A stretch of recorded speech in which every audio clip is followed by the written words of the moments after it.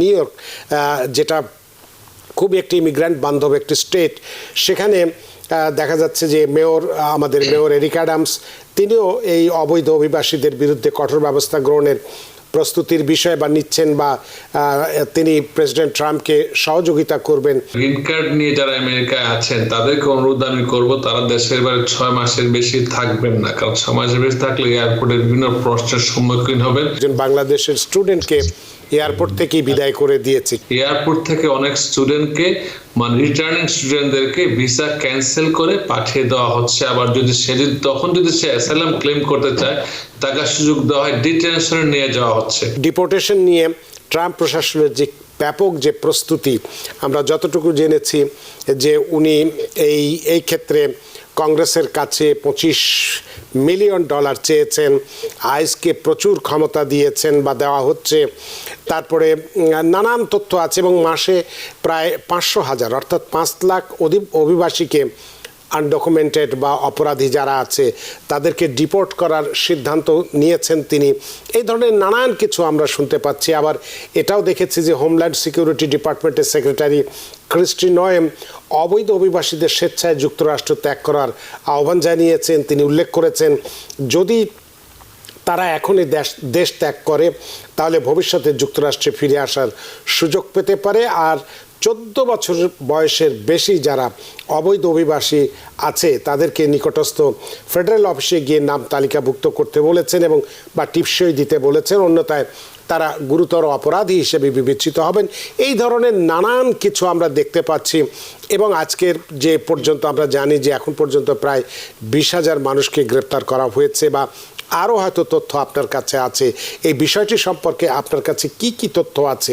কারণ আপনি জানেন যে আমাদের নিউ ইয়র্ক যেটা খুব একটি ইমিগ্র্যান্ট বান্ধব একটি স্টেট, সেখানে দেখা যাচ্ছে যে আমাদের মেয়র এরিক অ্যাডামস তিনিও এই অবৈধ অভিবাসীদের বিরুদ্ধে কঠোর ব্যবস্থা গ্রহণের প্রস্তুতির বিষয় বা নিচ্ছেন, বা তিনি প্রেসিডেন্ট ট্রাম্পকে সহযোগিতা করবেন এটাও বলা হয়েছে। এবং আমরাও জানি যে নিউ ইয়র্কে প্রায় 2.5 লক্ষ যারা ইমিগ্র্যান্ট বা অবৈধ আনডকুমেন্টেড ইমিগ্র্যান্ট যাদের ডিপোর্টেশন অর্ডার রয়েছে আদালতে, এমন তথ্যও আছে। তো এই বিষয় সম্পর্কে আপনি একজন বিশেষজ্ঞ হিসেবে প্রতিদিনই এই সমস্ত বিষয় নিয়ে কাজ করছেন, ফেস করছেন, এই বিষয়টি নিয়ে যদি আপনি একটু বিস্তারিত কথা বলেন তাহলে যারা এই সমস্যার মধ্যে আছে তারা কিছুটা হলেও স্বস্তির নিঃশ্বাস ফেলতে পারে। অ্যাটর্নি মঈন চৌধুরী। ধন্যবাদ জনাব রানা আহমেদ সুন্দর করে উপস্থাপনা করার জন্য। আপনি অনেক কিছু অলরেডি বলে দিয়েছেন। তার মধ্যে একটা কথা হচ্ছে কি, সবাইকে বুঝতে হবে, আমি ক্যাটাগরিক্যালি ভাগ করি। আমেরিকাতে একটা পোরশন হচ্ছে যারা বৈধভাবে আমেরিকার নাগরিক হয়েছেন, তাদের ভয়ের কোনো কারণ নাই। হ্যাঁ, তাদের ভয়ের কারণ যদি তারা বৈধভাবে নাগরিক হওয়ার ক্ষেত্রে যদি প্রতারণার কোনো প্রতারণা করে থাকেন, কোনো ফেক ডকুমেন্ট দিয়ে থাকেন যেটা আমেরিকান সরকার চাইলে এটা বের করতে পারবে, যাদের হতে অন্য কোনো নাম ছিল, যদি প্রিভিয়াস কোনো নামে তার ডিপোর্টেশন থেকে থাকে এবং সে নাম পরিচয় গোপন করে নতুন কোনো অ্যাপ্লিকেশনের মাধ্যমে গ্রিন কার্ড পেয়েছে, নাগরিক হয়েছে। এখন আমি সবসময় বলে থাকি আমেরিকান ইমিগ্রেশন সিস্টেমে আগে যে পেপারে ফিঙ্গারপ্রিন্ট হতো, ওই ফিঙ্গারপ্রিন্ট কার্ডটা এখন ডিজিটালি আপডেট হচ্ছে। অনেকে হয়তো বলতে পারে যে অ্যাটর্নি মঈন চৌধুরী বলছে আমি তো গত বছরেই আমেরিকা থেকে বাইরে গিয়ে ঘুরে আসলাম। হ্যাঁ, ট্রু, আপনি হয়তো গত বছরে আমেরিকা থেকে বাইরে গিয়ে বেরিয়ে আসছেন, কোনো সমস্যা হয় নাই।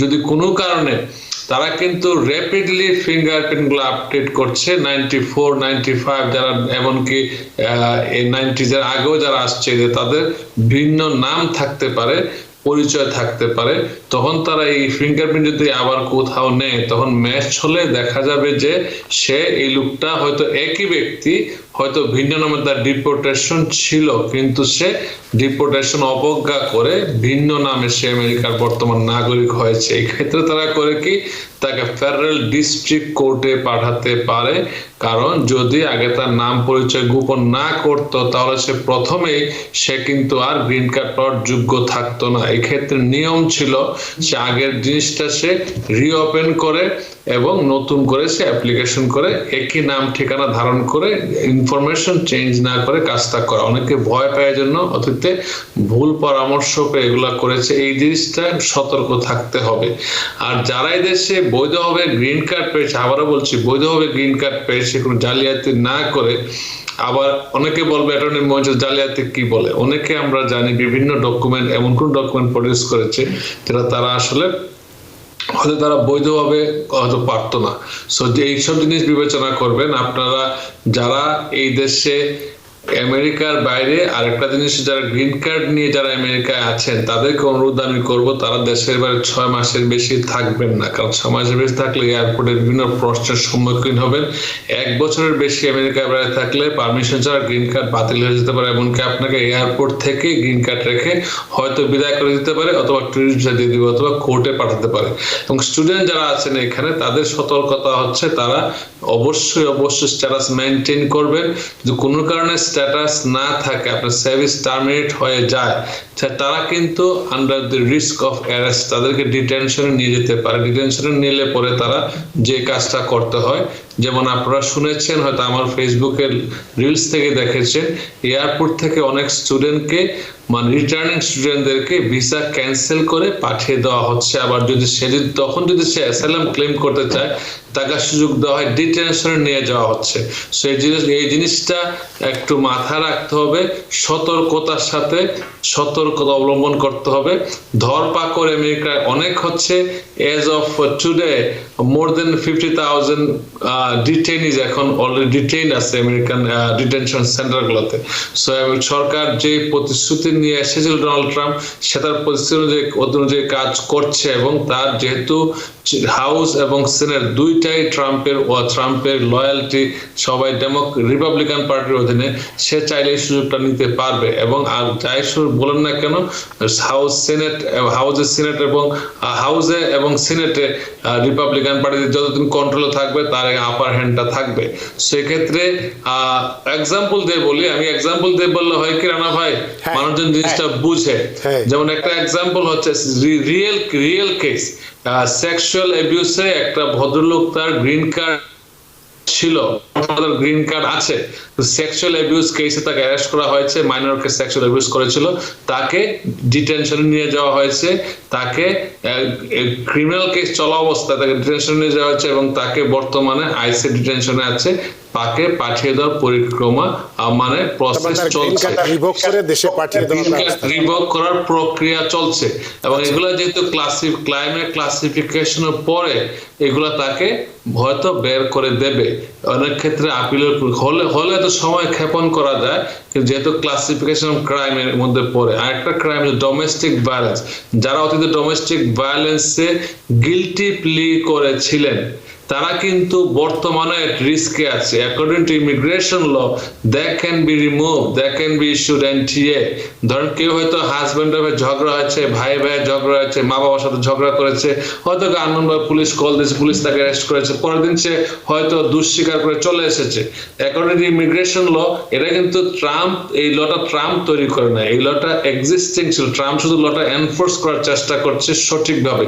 সো এই ক্ষেত্রে তার হতে পারে সে যদি এখন অনেকে আসছে নাগরিকত্ব অ্যাপ্লাই করতে যাচ্ছে, অথচ তার গিলটি প্লি করে সে হয়তো দুঃস্বীকার করে বাসায় চলে আসছে, সে বুঝতেছে না কতটুকু সিরিয়াস এটা, এখন সে নাগরিকত্ব অ্যাপ্লাই করবে, এর ভিতরে যদি লাস্ট 5 ইয়ার্স যদি রেকর্ডটা থাকে তাকে হয়তো আইসি অ্যারেস্ট করতে পারে। তোমার তো নাগরিকত্ব দূরে কথা, তোমার দেশে থাকারই কথা না। সো এই বিষয়গুলো খুবই সূক্ষ্ম, কিন্তু অনেকের জীবনে অনেক করুণ পরিণতি নিয়ে আসবে। আমি সবসময় বলি, একটা ফ্যামিলি থেকে একটা লোক যদি আপনার সরে যায়, হেড অফ হাউস হোল্ড, তখন ফ্যামিলিটা খুব ভেঙে পড়বে। আমরা ইমিগ্রেশন নিয়ে অনেক সেমিনার করি, অনেক জায়গায় যাই, কথা বলি, শুধু এটাই বলি যে কমিউনিটি যেন এই ক্ষেত্রে দুর্দিনে কারো যাদের সমস্যা তাদের পাশে আমরা দাঁড়াতে পারি, এবং month of Ramadan blessings, month of blessings, আমরা একে অপরকে সহায়তা করব। তবে deportation is real, is happening, detention is real, is happening, ICE raid দিচ্ছে, এটাও হ্যাপেনিং, ইজ রিয়েল। এটাকে অনেকে বলতে পারেন যে আমি যখন জানি না হয়তো এটা তথ্য দেন, আমি নাম ঠিকানা না দিলে এটা বিশ্বাস করবো না। This is real, is happening. Is American নিউজগুলো ফলো করেন, শুধু TVN 24 না, পুরো আমেরিকান নিউজ ফলো করেন, তখন দেখবেন ইজ রিয়েল। অনেকে বলে আপনি বলতে এই টিভিতে বলো, ওই টিভিতে বলেন না, this is real, is happening. So সবাইকে সতর্ক থাকবেন এবং আইনানুগ ব্যবস্থা নেবেন। আবার আরেকটা বলছে এক্সপায়ারি রিমুভাল যারা হচ্ছে, যারা যদি কেউ কন্টিনিউয়াস এই দেশে প্রেজেন্স প্রমাণ করতে না পারে, they should be expiry removals. Expiry removal তারা পড়ে যাচ্ছে, তাদেরকে এমনকি জাজ না দেখেও তাদেরকে হয়তো তাদেরকে আমি সেই প্রশ্নটি আপনার কাছে করতে চাচ্ছিলাম যে বিষয়টি আপনি বলছিলেন, তো এর মধ্যে একটি উদাহরণ হিসেবে দিয়ে, এবং আপনার ফেসবুকেও আমরা স্ট্যাটাস দেখেছি যে আপনি বলেছেন যে একজন বাংলাদেশের স্টুডেন্টকে এয়ারপোর্ট থেকেই বিদায় করে দিয়েছে। কি অপরাধে, মানে কি কারণে তাকে বিদায় করেছে? সে কি কোনো অপরাধের সঙ্গে ছিল, নাকি বেশি দিন ছিল, নাকি যে স্টেটে তার পড়াশোনা করার কথা সেখানে পড়াশোনা না করায় বা অন্য জায়গায় চাকরি বাকরি করার কারণে দিয়েছিল, নাকি অন্য কি কারণ ছিল? কারণ এমনিতেই আমরা দেখেছি যে আপনি শুধু নিউ ইয়র্ক স্টেটের কথাই আমরা বললাম যে 2.5 লক্ষ যারা আছেন আনডকুমেন্টেড ইমিগ্র্যান্ট, যাদের ডিপোর্টেশন অর্ডার হয়ে আছে। এবং এক্ষেত্রে যেটা আমরা দেখছি যে কঠোরতার পেছনে প্রেসিডেন্ট ট্রাম্পের যে অ্যাসাইলাম আবেদনও প্রায় করা যাবে না এরকম কথা বলা হচ্ছে, বরং যারা অ্যাসাইলাম করেছেন, কোর্টে হিয়ারিং আছে, তাদেরকেও কোনো রকম অর্ডার ছাড়াই ডিপোর্ট করতে পারে এমন ক্ষমতাও দেওয়া হচ্ছে আইসকে। তো এই ক্ষেত্রে করণীয়টা কি হতে পারে, যদি এই ডিপোর্শন ঠেকাতে কি আইনি ব্যবস্থা আছে? আমি আপনাকে একটা কথা বলি, যে কথা শুনছেন, যদি কোর্টে কারো কেস পেন্ডিং থাকে এবং সে কোনো ক্রাইমে জড়িত না থাকে, তাকে কোনোভাবেই দেশ থেকে বিতাড়িত করা হবে না যদি না সে কন্টিনিউয়াস প্রেজেন্ট প্রমাণ করতে পারে। অ্যাসাইলাম কেস যদি ফাইল করে কেউ, that means say under immigration process চলে আসবে। অ্যাসাইলামটা ভ্যালিড হতে হবে, অ্যাসাইলামটা বিশ্বাসযোগ্য হতে হবে। ফেক অ্যাসাইলাম হলে প্রবলেম হতেই পারে। যদি তারা সন্দেহ করে ফেক অ্যাসাইলাম, তাকে হয়তো রিমুভ করার চেষ্টা এক্সপ্লয়েট করতে পারে। কিন্তু যদি রিয়েল অ্যাসাইলাম কেস যদি ফাইল করতে পারে, অ্যাসাইলাম কেস যদি ফাইল হয়, সে কিন্তু আন্ডার ইমিগ্রেশন প্রসেসিং এ এন্ট্রি ইস্যু হবে বা রিসিপ্ট নোটিশ হবে, সমস্যা হওয়ার কথা না। যদি এর ভিতরে কেউ যারা অবৈধভাবে আসছে, কোনো ডকুমেন্ট তাদের নাই, কবে আসছে প্রমাণ নাই, কোনো নাম ঠিকানা নাই, কোনো ক্রাইমে জড়িত, তাদেরকে কিন্তু সরকার চাইলে অনেক ক্রাইম জড়িত হলে তাকে ডিটেনশনে নিতে পারে। এটা কিন্তু বর্তমান আইনে রেলি একটা যেটা আছে, ওই লেক এন্ড রেলি একটা আমরা আগে ডিসকাস করেছি একটা নিয়ে, ওই একটা কিন্তু একমাত্র কেউ যদি এমনকি $100 পরিমাণ চুরিতে করে, শপলিফটিং করে, তাকেও কিন্তু চাইলে সরকার ইচ্ছা করে ডিটেইন করতে পারে, ইমিগ্রেশন তাকে অ্যারেস্ট করে নিয়ে যেতে পারে এবং রিমুভাল প্রসিডিং এ নিয়ে আসতে পারে। এক্ষেত্রে মানে এটা হচ্ছে বর্তমান আইন, এই আইনটা নতুন হয়েছে, এটা আগে লেক এন্ড রেলি একটা আগে হয় না। এটা ডোনাল্ড ট্রাম্প জানুয়ারি 29 তারিখে সাইন করেছে কংগ্রেসের অ্যাপ্রুভালের ভিত্তিতে, সিনেট এবং হাউসের অ্যাপ্রুভাল দিয়েছে, তারপর সাইন করেছে। নিউ ইয়র্ক থেকে সম্প্রচারিত TVN 24 টেলিভিশন, বিশ্বজুড়ে বাঙালির কণ্ঠস্বর।